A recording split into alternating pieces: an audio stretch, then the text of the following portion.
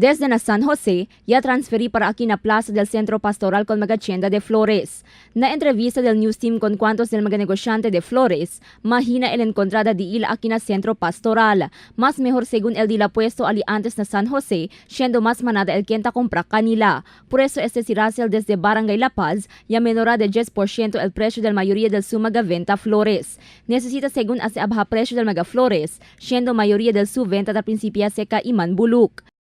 Dito kasi ano pa, double ride pa ang iba. Hindi katulad doon na sila mag-ano. Para con Baby Chin de Capisan, él admitido que menoró el día encontrada este año. Pueda que caliente el sol, malo también el lugar llegar el fuerte ulan. El magacheta de flores se dale lang el gobierno local 4 días para estar na lugar. Okay lang man el benta pero medyo mahina lang. Mas bueno to Sí, más bueno gayud na San Jose antes. Semejantes reclamo también te expresa el otros negociante de flores desde el barrio de La Paz. Por causa según na soles y ulan, una ta afecta a mo magaventa flores di ila. Umuulan din na sira sa ulan. Melody.